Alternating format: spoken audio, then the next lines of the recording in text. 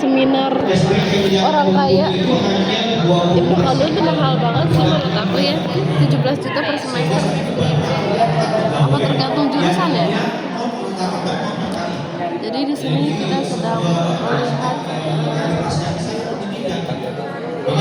Jadi di sini kita sedang melakukan kayak semacam sosialisasi gitu guys. Tapi dari tadi kita nggak begitu mikirin. di belakang Mohon maaf ya. apa gitu. Karena iya kalau misalnya dari belakang tuh pertama nggak kedengeran, kedua nggak kelihatan, terus jadi kita kayak kurang fokus aja gitu karena di depan kita nih isinya bukan para tamunya, melainkan ini siswa-siswa. Jadi kita nggak bisa fokus, maaf ya. Iya, bukan bermaksud tapi Jadi kita tuh nggak bermaksud untuk mengacuhkan mereka, cuman kita nggak ada pilihan lain selain itu karena daripada kita bosan. Jadi ya udah mending kita aja yang berkomunikasi satu sama lain. Lagi pula selama ini kalau misalnya kita ngobrol-ngobrol ya, pembahasan kita tuh selalu berbobot. Kita tuh selalu kayak membahas tentang politik, SNBT, walaupun dia sebenarnya udah nggak SNBT. aku diam loh. Sebenarnya kita di sini ingin Terus habis itu kita kayak suka ngebahas pokoknya matematika kayak sin kostan kita bahas, aljabar sampai hadis-hadis kadang. iya hadis-hadis, terus cerita sahabat Nabi, terus tentang kriminal gitu kita bahas. Terus kita kayak membahas tentang mental orang kayak apa sih yang membuat dia berperilaku seperti itu, trauma apa yang dia dapatkan, Kita mereview gitu loh. iya trauma apa yang dia dapat, kemungkinan lingkungan dia kayak gimana, keluarganya kayak gimana gitu. Jadi kita tuh nge-review sifat-sifat orang. Jadi kita tidak hanya berpatok pada masalah ya, tapi solusi juga kita. Iya. Jadi kita tuh nggak cuma kayak ngomongin kejelekan orang, enggak. Kita nggak ngomongin kejelekan mereka, tapi kita kayak membedah gimana bisa, iya meneliti gimana bisa dia berperilaku seperti itu, trauma-trauma yang dia dapat, perilaku orang tuanya, perilaku teman-temannya, perilaku atau orang-orang terdekat lainnya, perilaku masyarakat terhadap dia, guru-guru gitu. Sampai ke inti bumi, inti sari, sampai Gimana dia selama ini nyari makan, selama ini bertahan hidup, gimana selama ini dia mandi, tidur gitu. tadi mandiin. Pas masih kecil dia ngapain aja. Apa itu urusan kita? Bukan. Kita orangnya sangat berperasaan. Iya, kita ini mencoba menjadi orang yang rasional. Jadi kita nggak cuma menilai satu pihak atau menilai dari satu sisi aja, tapi kita mencoba untuk melihat dari kedua sisi gitu loh. Kedua orang tua. Gitu. Sebenarnya aku nggak mudah kok. Cuman nggak apa-apa. Kita di sini sedang lagi saling membimbing satu sama lain tanpa menggurui.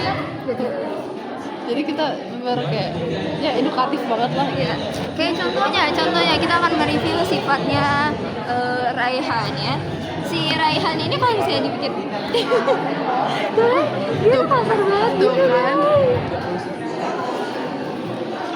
Coba kita bedah trauma apa yang bisa membuat dia sangat amat kasar seperti itu. Apakah Karena bapaknya KDM, makanya anaknya jadi kayak gini.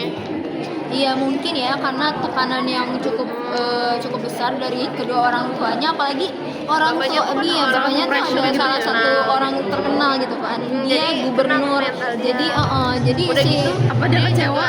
Dia juga kayak mungkin mendapatkan jarang waktu dari orang tuanya karena orang tuanya sibuk, makanya jadi kayak gini. Apa dia kecewa juga karena nggak diajak ke jonggol? Karena kan gubernur lagi di jonggol.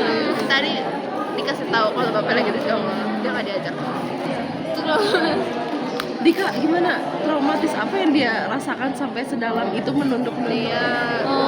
kalau misalnya Dika sih mungkin Antisosial lebih ke lebih ke sosialnya ya, dia cukup dikucilkan di pertemanannya. Contohnya seperti ini, kita bertiga di tengah, kita berempat di tengah, dia paling pojok sendiri. Itu karena Dia merenung aja.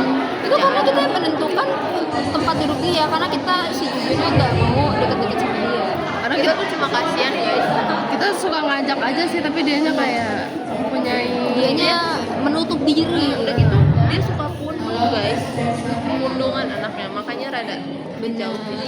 Mungkin karena dia anak bungsu, terus habis itu dia cowok satu-satunya, jadi orang rumah tuh dianggap dia sedikit spesial ya, makanya apa diturutin. anak Dia spesial. harus menghadapi dunia iya yang keras ini, nggak semuanya bisa mengikuti kemauan dia gitu.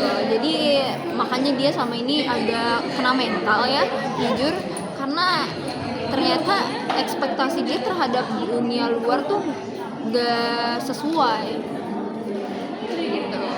Gitu teman-teman, jadi kesimpulannya kita abis ini mau makan es kobok, minum es kobok, habis minum es kobok. Jadi kesimpulannya semua sifat manusia itu dapat terbentuk dari banyak faktor ya teman-teman. Dan pasti ada sebab Dari dan akibat. faktor risasi Resensi muda seperti itu bisa. Ya Allah, Ibnu Khaldun sampai segininya loh anak-anak yang mendengarkannya. Kita interview Raihan. Tadi Raihan, bagaimana perasaanmu telah menjadi anak KDM? Rasanya B aja. Terus kedua, jujur berat. suaranya gede nih mas, gede nih mas. Jujur jadi anak gubernur berat. Oh, kalau benefitnya apa aja? Benefitnya jujur nggak ada. Nah, makasih. Mas ikut ke Barak gak kemarin? Kan ayahnya yang menyerukan. Mas ikut gak ke Barak? Ikuti saya tembak-tembakan masal di sana. Oh gitu, oke, siap. Gitu teman-teman. Jadi seperti itulah Raihan Fauzi Septiadi. Jadi kesimpulan dari sini adalah kita memiliki banyak kepribadian yang bisa kita bisa kita pelajari dan kita kenali untuk bisa menyesuaikan diri ke masing-masing individu.